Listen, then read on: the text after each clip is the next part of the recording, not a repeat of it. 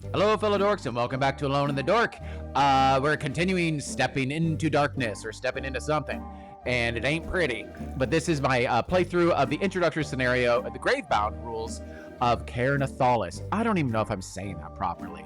But nonetheless, it's been really, really fun. And to the community, to those of you out there that have been supporting and watching this, thank you so very much. I really appreciate it. So unfortunately, I had a few questions from last session, like what happens when you both critically fumble during combat? I don't have those answers yet, so I don't know what to tell you. I don't have the answers yet.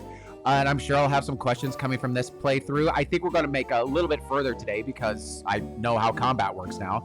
Thanks to my handy dandy companion tool, I have updated it. It's working pretty darn well, I think. I'm really kind of proud of that. It is completely free. You're more than welcome to download it, especially if you're new to the game and the Gravebound rule set. It's really helpful. I'm also really fanboying out on Black Oath Entertainment and Alex T and their huge selection of games. And yeah, beyond that, I think we're ready to dive in. But first, I usually end my video this way. Please feel free to join me on my Discord channel. And you should also play games with me. I'm a professional dungeon master. At least that started during COVID. But I've been playing role-playing games since 1995. I'm older than I look. And I kind of know what I'm doing. I'm fairly likable, but my streams are really fun. It is a great community of players, international community of players. Please feel free to join us. Okay, self-promotion. Gross. I don't like doing that, but I did it. Let's move on to the game, baby. Okay, here we go. Picking up where we left off, just entering room 5.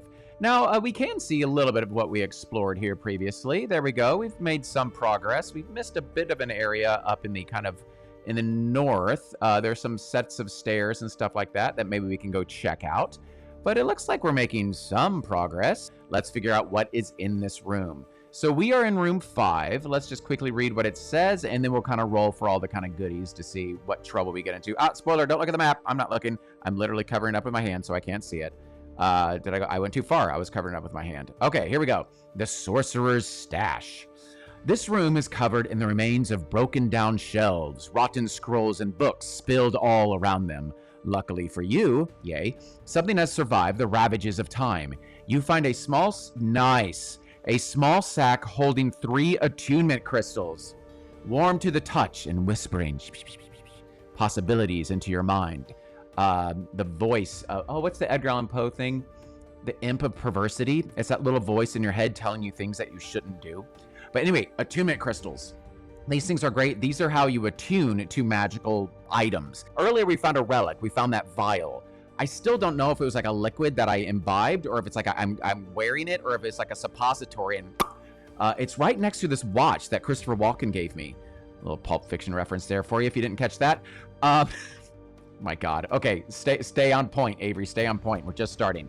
So attunement crystals. They let you, so I keep talking about these amulets that I want to find. They let you open up its power and use them. So you need to attune to them. So if you don't have these attunement crystals, you can't gain the powers of magical items that you find, with the exception of relics. So we have 3 of those. Okay, that's a good start. For right now, I'm just going to say it's a non-encumbering item. It may be, but I'm only carrying like 3 things, so I'm not overly concerned at the moment. Okay, I did make some changes to the app. One, I changed the color. It's this very blue color. It's supposed to be kind of steel, but I was having trouble reading the other color, and I've kind of bolded some of the lettering. So, and I made some other changes too. Okay, so let's get moving here. Make a layer and exit check. Again, we don't need to do that because that's already done for us. Roll the tension die. Here we go. Good times. Good times with the tension die. So this is what does the app tell me?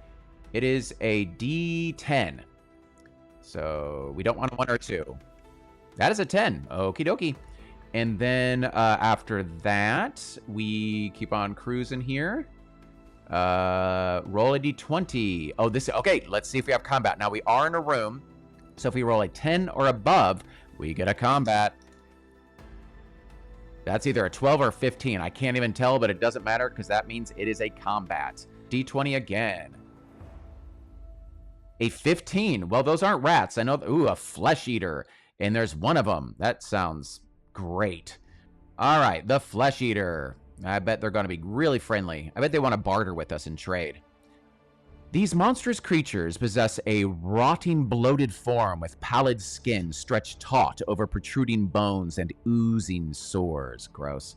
Their jagged teeth are perpetually exposed in a wicked grin, and they exude a putrid smell that betrays their unholy nature. Flesh eaters move with unsettling swiftness. Gross. Able to traverse the darkest recesses with uncanny stealth, preying upon unsuspecting victims who dare venture into its domain.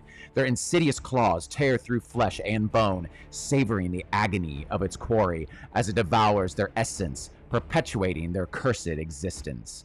Gross. Okay, so these things are not your typical zombies. Their mind actually isn't great. Hit location head, no armor, that's nice. Combat skill 40, magic resistance, and the spoils table. And they are frightening. A frightening creature requires a successful resolve check at the start of combat. Failure causes the loss of 2 sanity. Okay. Actually, I say, okay, sanity is like the one thing I'm really trying to cling on here to desperately. So my resolve is the better, I should say best, but the better of my resistances. It is a 40. So, big bucks, big bucks. Ooh, I got a 6. So I'm just like, psh, I have seen these things before. When? Okay, so nonetheless, I hold on to my resolve. And I am fighting this nasty, bloated monstrosity. Oh, here she comes. She's a flesh eater. Oh, I pulled this in. Sorry about that. Let's kind of zoom that back out. Okay, this is not what Hall & Oates was talking about. Pretty sure. 12 health, so let's get that up on the board. So this may be another combat episode. And again, when I do run into a creature I've seen before, I'll probably just skip to the end of combat. But again, I really like seeing what these things do and not appreciating what they do, but I like seeing them. It's fun. So I did roll a 10 or above. Do you want to try and surprise your opponent? It is my stealth, which is garbage. Which is 20 versus their 30. Nope. Determine turn order by making an opposed check. My perception versus their mind. My perception is a 50, so this is a 50 versus a 30. I have a decent chance at this one. So here is my 50, which I barely made, but I made. That's actually a fantastic success. Because even because I got a 48, which is right at the cusp of my ability, which that is a very good roll for me. So they basically have to roll a critical to beat me. They do not. They failed, so I won. So when finished, click here. I do get to act first. It is my turn. Do I want to go for an immediate kill shot? Kill shot may be a strong word. I would roll with disadvantage, but I would have an 80 to my roll. Quick reminder, I'm not going to be going over this all the time, but I get I get a 60 for my bladed weapon attack. I get a plus 10 because I'm attacking with a longsword, and another plus 10. You can't even see my fingers. That's 8 because I am attacking, and whoever the attacker is in combat gets that plus 10. I am also, note to self, using my weapon master ability that when I attack, if I am successful, if I hit them, I get a plus 10 to my dodging ability or to my defensive stance. Basically what this comes down to, if I'm doing a called shot, I don't want to roll a 9 or a 0. Oh my gosh, dare I do this? I don't want to fight this guy long. No. Let's just see if I can whittle this guy down. His combat skill is pretty low, so I should be able to keep chipping away at him. If you're making a weapon attack, yeah. I want an 80. I want to blow an 80, but a high roll. A 22, it could actually defend this. And then it needs to roll below a 40. Thank goodness it got a 45. So it got a 45. I saw that.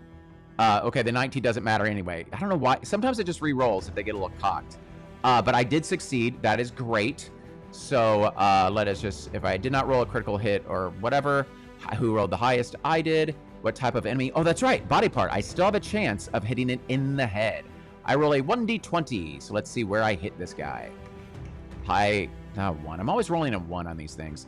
I hit it in its right leg. I just went for the leg. Just went for the thigh. Maybe I just didn't like how fast this dude was going. So the first thing is, I just like cut up its thigh. Now I get to roll my damage die. And that will be, let's just clear this out. It is a d6 and a d4. Wow. I rolled max on both of those. I rolled a 6 and a 4. Now, again, I just take the highest result, which is a 6, which would have killed it if that was critical, but it doesn't matter.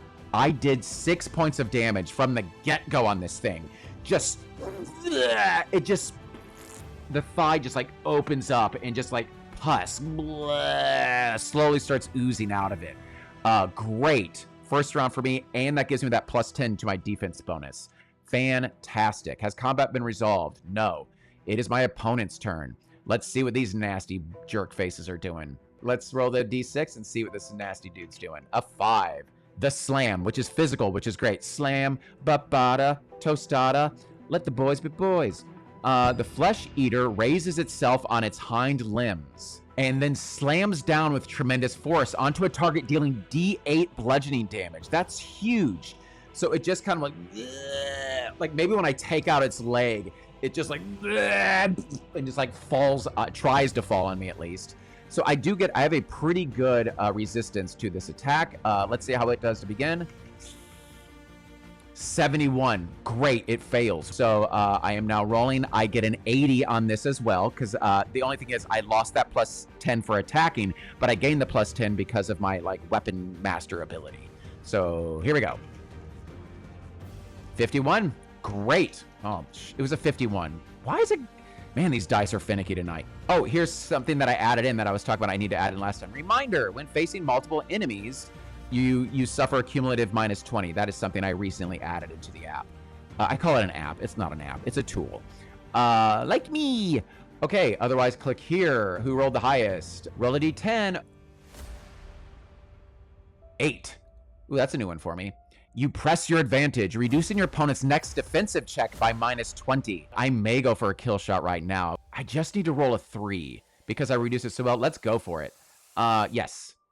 Okay, so I'm rolling an 80 with disadvantage. I just don't want a 9 or a 10. 6 and a 6. Ooh, that is a critical hit. Oh, I mean, that doesn't really matter when it comes down to it because I already critically hit, but it's still cool. So 66. The only thing it can really do is get a critical, and I think to do this, because it's at like a -20, it needs to roll basically an 11 is the only way it's really going to get around this. Now, critical hits do not stack. Fantastic. Go me. I did it. I'm amazing in every way possible. If you hit click here, they did not. I automatically strike, dealing double damage. So I cut off its leg, or I slash its leg, and it just tries to fall for me. I quickly sidestep, and then I just go to just like whoosh, just try to behead this thing. All I need is a 3 or above on one of these 2 dice. I don't think that's a big ask.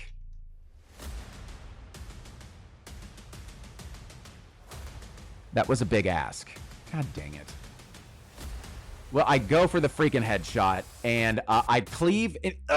My blade gets stuck in its neck bone, and I have to rip it back out. God dang it. I got like 2 critical successes just then and failed. Well, I'm going for a normal hit next round. I did because I knocked it down to 2 health. I was feeling really good about myself just then. Hubris. Hoping for the best here. It is now just going for me. That is a hit. I do get that dodge bonus because I hit. So I just need to roll. Actually, it rolled so low. All I need to do is roll between a 1 and an 80. I don't want to say it. I'll say it after I roll the dice.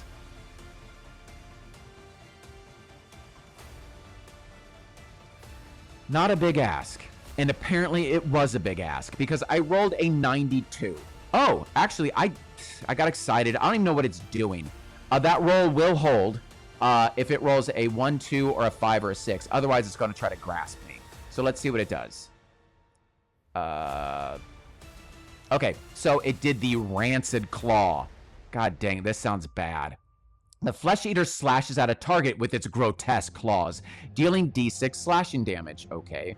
The target must succeed on an endurance check. Well, good thing I took that suppository. That'll help. Or be afflicted with a festering wound. I don't like that. At the start of each of the target's turns, they take an additional 1 necrotic damage until they recover any amount of wounds or the combat is over. But let's see if my vial helps me here. I have a 25% chance, obviously. Well, first, let's see how much damage it did.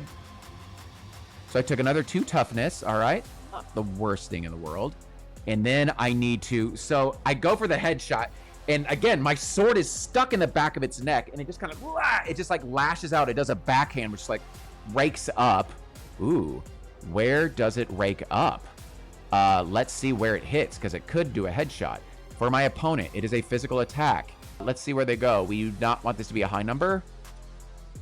11. It hits my chest, again, which makes sense. I'm like leaning over it, and it just slashes back at me and just kind of cuts up my chest, dealing 2 points of damage, which I've dealt with. And now I need to make that disease check. The endurance check. 25% chance. Here we go. Boy, did I fail that. Okay, so I take an additional wound, necrotic damage, until I recover any amount of wounds or the combat is over. And there's no way around that. Okay, so it is the start of my turn to take an additional necrotic damage. And so that will knock me down to 20 toughness. So it is cutting into my toughness. So now, again, I was feeling really good about myself. I was like, I got it. Overconfident. I slam it, but I do yank it back out of his neck. So it is my turn. I'm not attacking anything specifically. I'm just blindly, probably just reacting to that cut up my chest. I may not even seen his arm do it. And I am just going just to try to take him out. So this is an 80. Let's see how we do here. Come on. 75. That sounds close to an 80 because it is. But again, in this game, you want to get below your skill level, but as high as possible underneath that threshold. The only thing it can hope for is a critical success. 9. Again, good roll because it's well under, but nope. All I need to do, not even going to say it. I'm just going to roll my dice. Oh my God. Oh, I saw the 1 on the 1d6 and about lost my mind. I know it's hard for you guys to see what the d4 roll is. I've toyed with like different perspectives. Is that one better? Maybe when I'm editing this video, I'll look and see if that one helps any. It's a little hard to see, but it is a 4 on the d4. I did kill it, so I probably just pull out of the thing. It slashes my chest, and then I finish the job and just lop off its nasty head. Okay, that went much faster. I did take a little bit of damage, but let us see what is on the spoils table. I am rolling a d6. Let's clear this out. D6, a 2. Roll in the mundane items table. That's fine. Mundane item. They're still not bad. Honestly, I mean, who am I to complain right now? Whatever I get. 59. That is... Ooh, gems and jewelry. Roll on the table on page 215. Okay. Here we go. Gems and jewelry. Money. I roll a 1d20. A 20. Come on. An extravagant. Dude, this is a lot of money. 6d100. Oh my goodness. Okay. We ready for this?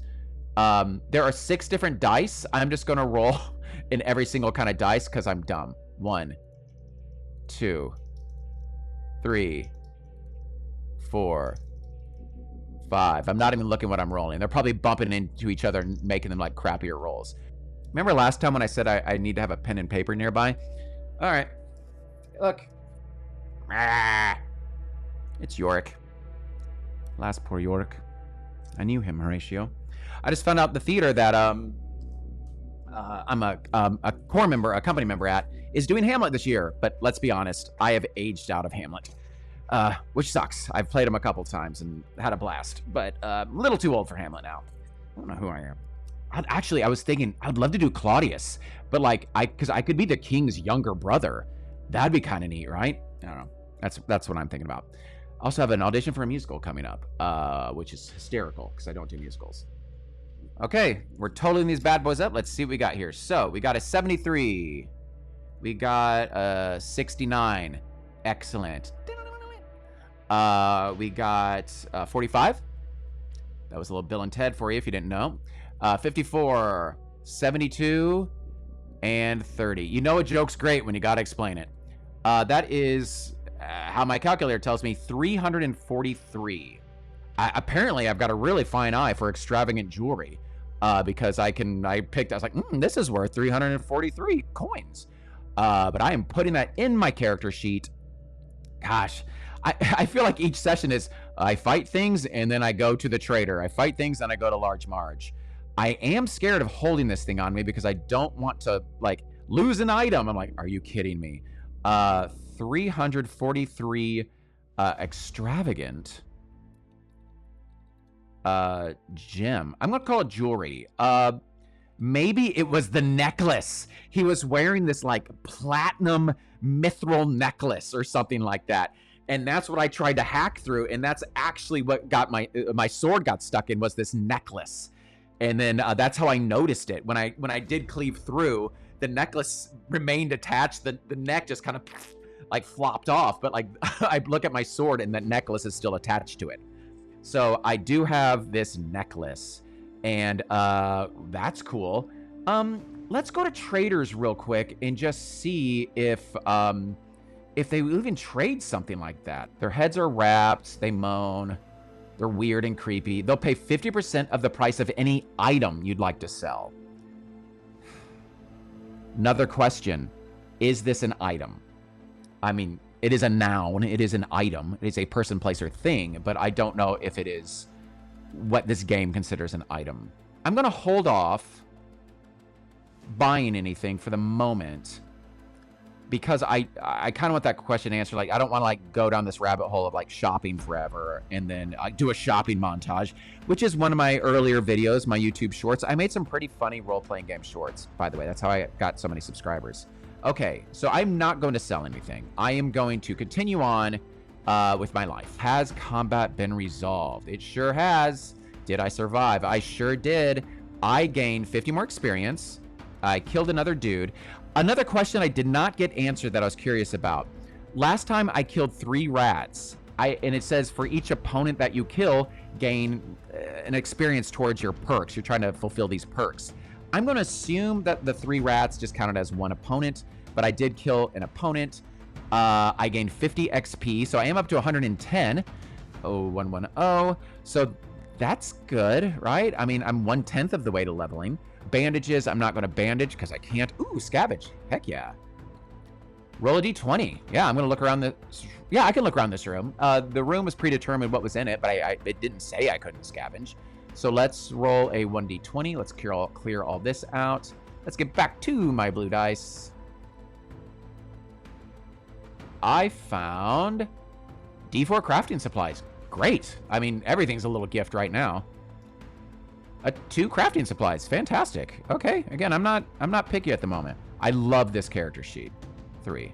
This is, and it comes with the game. So when you purchase the game on, at least on ttrpg, you get this really great character sheet. Okay. To recover a container. 2 exhaustion. I do like containers. Let's look up exhaustion and see what happens. I think when you hit like 10, you start getting a little like worn out. Exhaustion represents fatigue, blah, blah, blah. We know. Okay, the following actions reduce a character's exhaustion. Yeah, okay. Taking a breather. Oh, you gain them back. Yeah, these are how you gain them back. Effects, here we go. Once you hit between 11 to 15, you heal half the amount of wounds from all sources. And that's 11 to 15. Ooh, when you hit 21 plus, you die. How do I get exhaustion back? That is, these are valid questions.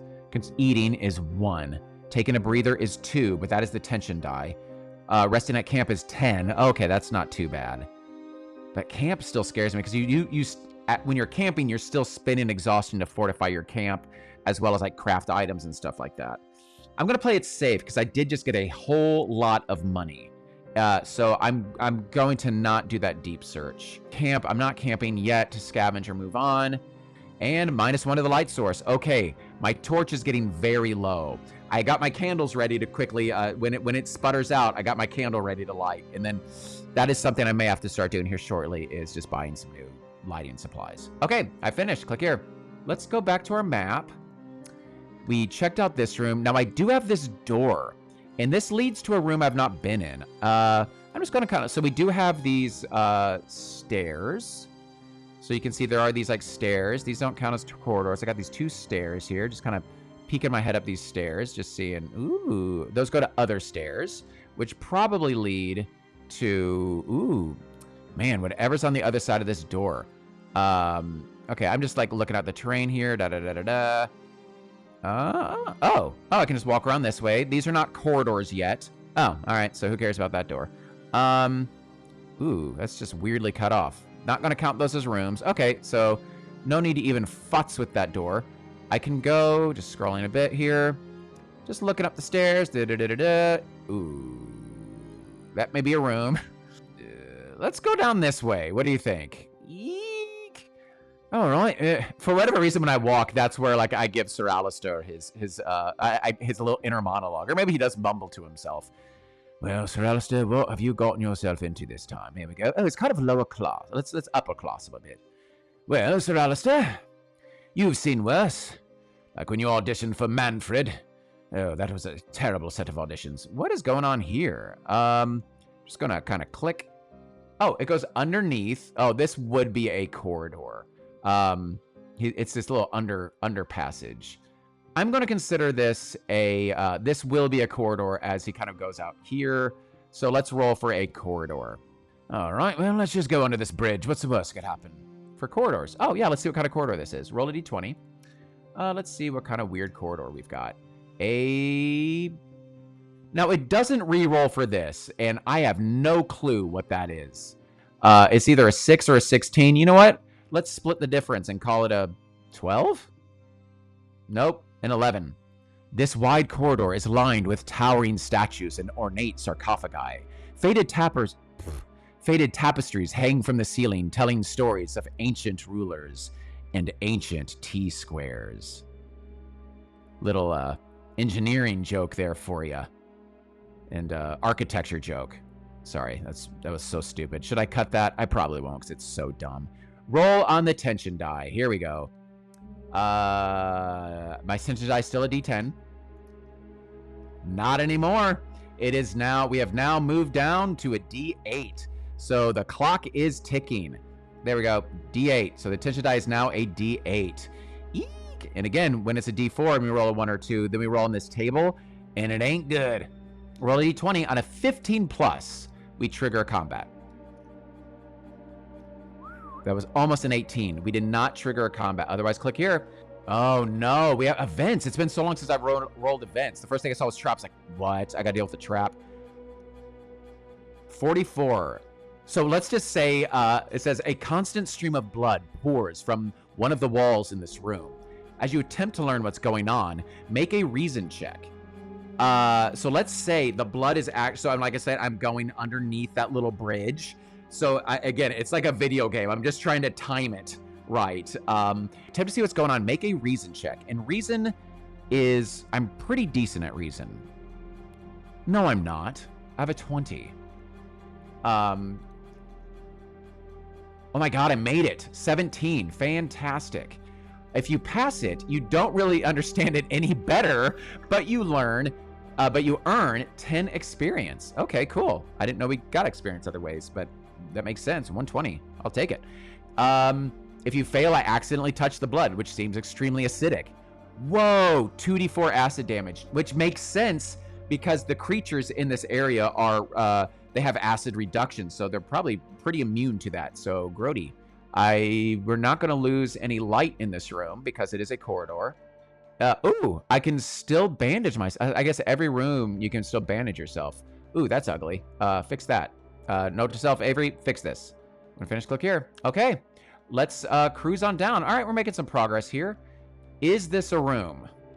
I've skipped a good bit of stuff. We should call this a room. Ooh, boy, we're moving towards something, too. So here we are. I can see some Roman numerals up there, but we'll go ahead and call this room. I've been kind of skipping through some stuff, but yeah, let's just call this little area a room, and let's keep on trucking to enter a new area. We don't have to do the layer exit check. Tension die. Here we go. We're now to a D8. 8. Great.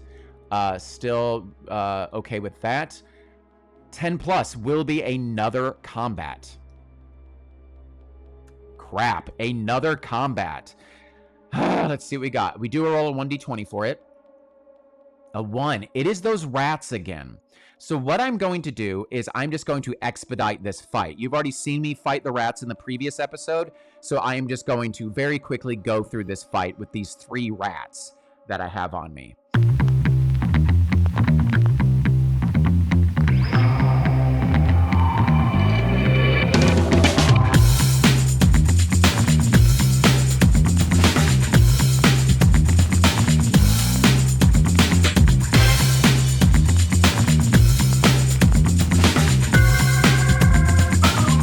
Okay, so I may turn that into a really stupid montage. We'll see, but that may be fun. But man, those rats stink. I took another 5 points of damage from them, which puts me to 17. Okay, so I have 17 toughness. I'm down to 17, which isn't amazing, but I did survive. Yep.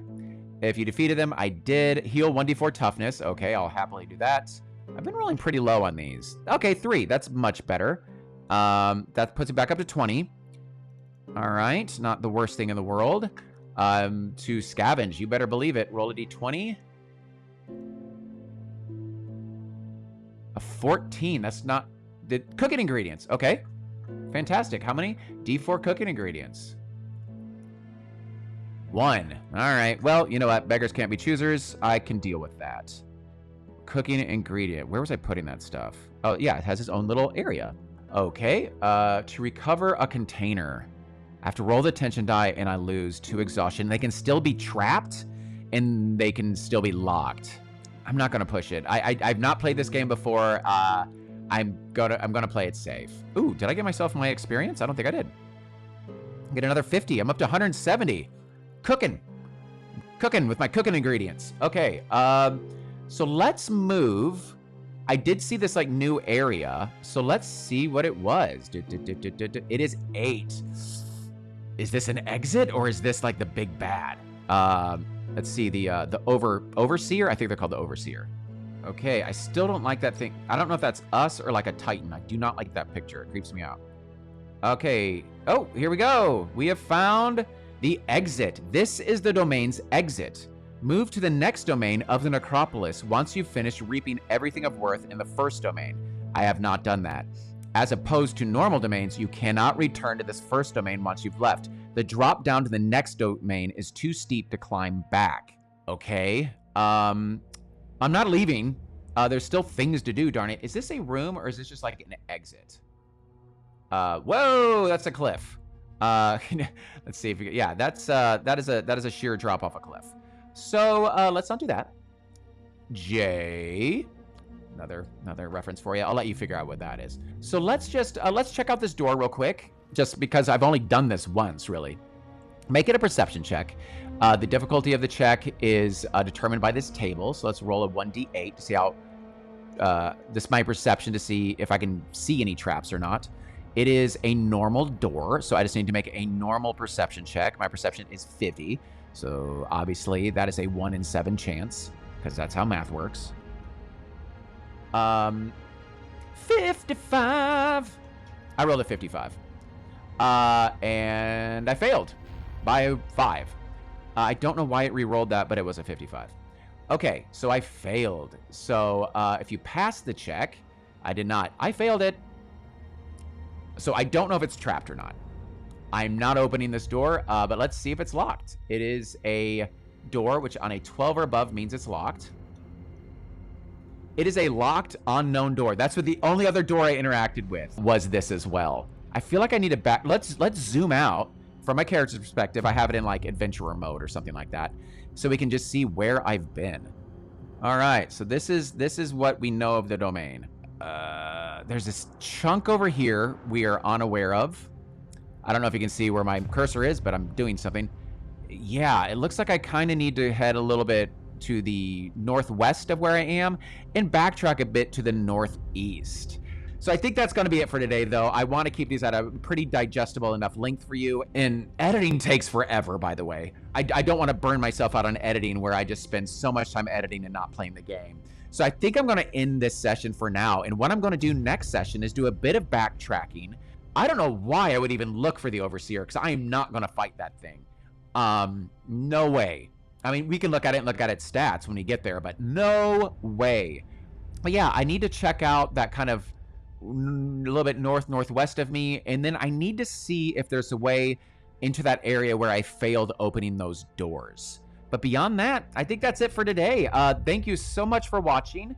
Yeah, and I think let's just go back to the top where I'll give you a little rundown of what I'm thinking here. Okay, and that's it. Honestly, I think I only had one question, and I don't even remember what it was. Oh, can I sell a gem or jewelry to a trader? Which, that's not the biggest question in the world. So we're cruising along. Maybe two more sessions of this stepping into darkness. Just, we want to backtrack, catch out some rooms, then we'll find the overseer, and then quickly jump off a cliff. I'm really enjoying putting these together, and to the Facebook community out of the Ker Nethalas Survivors Guild. Cool group of people. Join that if you're at all interested in this game. That's where I'm asking my questions. And Black Oath Entertainment, again, they're like super quick to respond. I don't know what overseer that they crossed in a past life, and they're just stuck in front of a computer forced to respond to all of us ding-dongs online. But thank you so much. It is very appreciated. And also, I do want to give a little shout out real quick to Warren of the Ratkin. It's not out yet, but I'm super freaking excited about it. It is a campaign that is set for this game. I guess it's a campaign or an adventure. And dude, I want to play that thing. You need to have gotten I asked, I was like, what level is this for? Thinking good old Sir Alistair could maybe do it. But they said you should probably make it through a couple of domains at least. Man, I'm curious how long it'll take, because I do want to run that thing. Having a pre-generated map helps a lot. But anyway, that's about it. Thank you so much for watching this. I'm going to continue this here shortly. I'm guessing it'll be about 1 or 2 sessions. But yeah, I've got nothing else to say. So stop talking. Oh my gosh. Until next time, stay dorky, my friends, and shut up, Avery.